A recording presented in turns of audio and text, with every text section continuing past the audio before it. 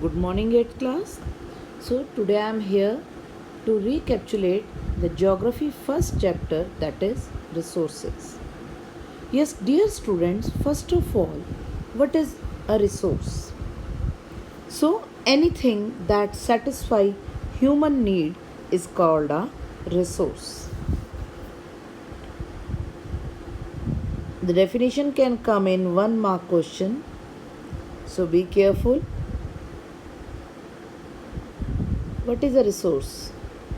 Anything that can be used to satisfy a need is called a resource. Anything that can be used to satisfy the need is called a resource. So, that is a resource. For example, land, air, water. The example you can write land, air, water.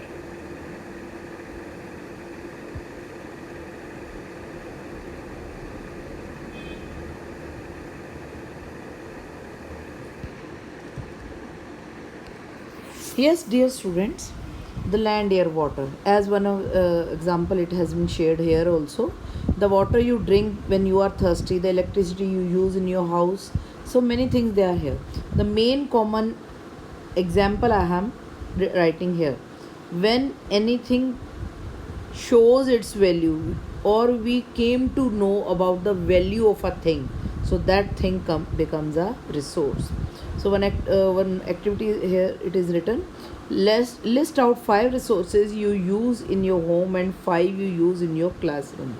So this you can write, okay, by writing the examples. Okay, now water, electricity, rickshaw, vegetable and textbook have something in common. All have been used by you. These things have utility. So students, two types of resources we are having. Here both the examples are shown. So before going on that, I'm just telling you here that two types of resources we are having. Later on we will discuss about that. One is the natural resource and second is the human made resource, or third one, the most important, that is called a human resource. So how does something become a resource? So when we just came to know about the value of a thing, so that thing becomes a resource. The resources have some value.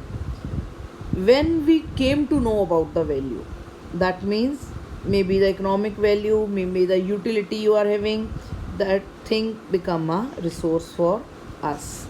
So they are economically valuable also.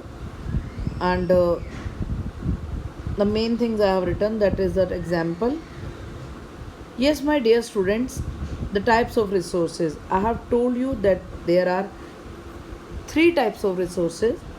The two they are main, the natural resources and the human made. The third, the value of the human resource, that is called the human resource.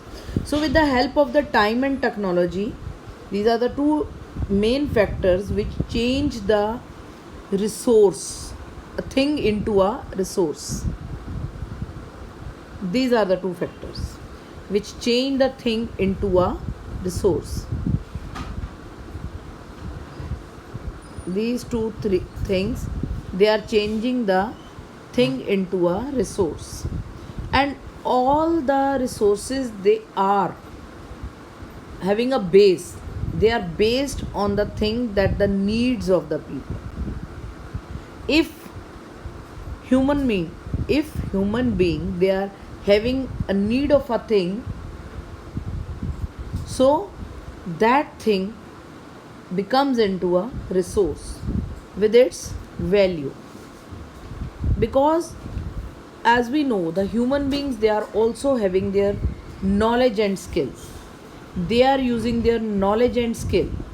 So by utilizing these things, they are turning a thing into a resource. So whenever we require a thing, then only an invention is there. Only we are doing the inventions when we are requiring a thing. Yes, dear students, as you know कि nowadays we are facing a problem that is COVID-19. Now everybody was putting pressure to find out a medicine against COVID-19. So what does it show? That necessity is the mother of invention. Whenever we required anything, then the things are there. As one of the example has been mentioned here, the discovery of fire led to the practice of cooking and other processes, while the invention of the wheel. Yes, my dear student, because of fire and wheel invention, the human beings, they have developed a lot. Because due to fire, they started making their food. The main thing. Second thing, due to the invention of wheel, the communication, or that you can say the transportation system was started. The making of different kind of pots was started. As for fire, it was used to scare away the animals also. So such kind of things they were there. Always when we require something, then only we are just putting efforts to find out some new ways to pacify that things. Now the types of resources. As I've told you, there are the three types of resources you can say. And then mainly the first one is the natural resource. They are drawn from the nature. Means the resources which are available to us naturally. We are not putting any effort. We are not doing any effort to get the natural resources. It is given to us. It is a gift of Mother Nature that is providing to us. So, the land, air, water, these are the natural resources, or you can say the free gifts of nature. The air we breathe, the water in rivers and lakes we use, and the minerals and soil we found in we are having. So these all are called natural resources. The natural resources also can be classified into different groups depending upon their level of development, use, origin, stock, and distribution.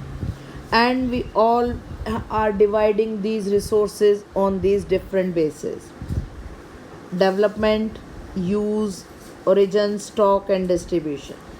So, first of all, on the basis of development, we are dividing the resources into two areas: the actual and the potential resources.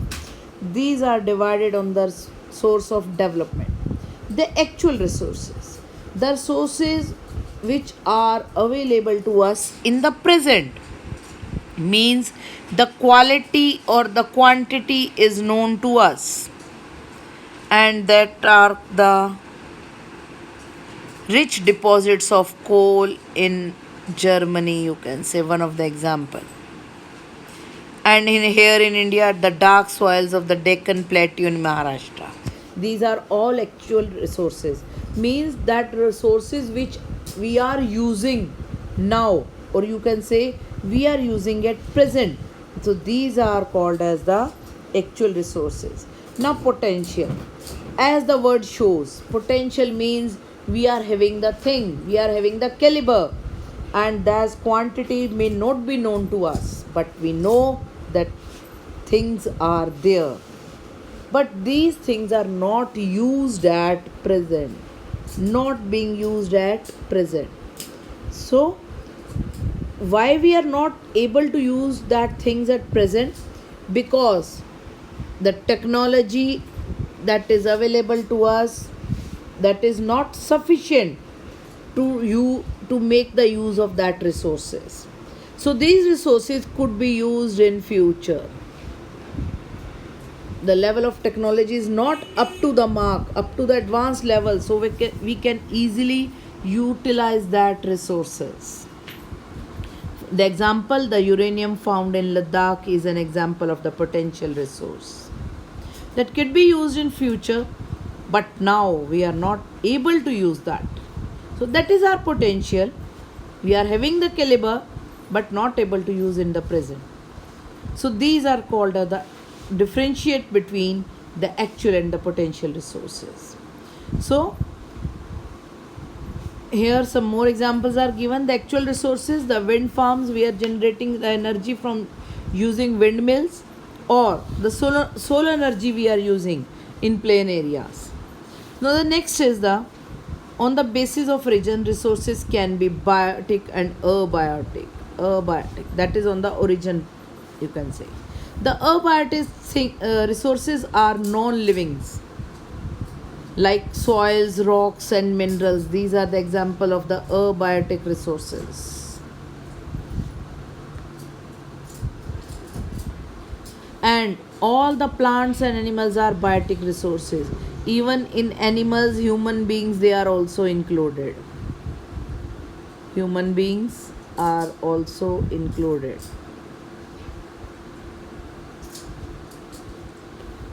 So these are also a part of the biotic, means the all living things we are having, they are included in the biotic resources.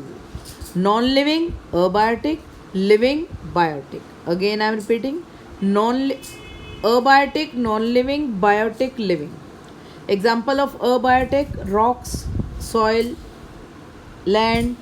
And example of biotic: plants, animals. And in animals, human beings, they are also included. So these are on the base of the origin, you can say. Now we have revises the on the basis of development, and second on the basis of origin. So that is all for the day. Next we will do in our next video.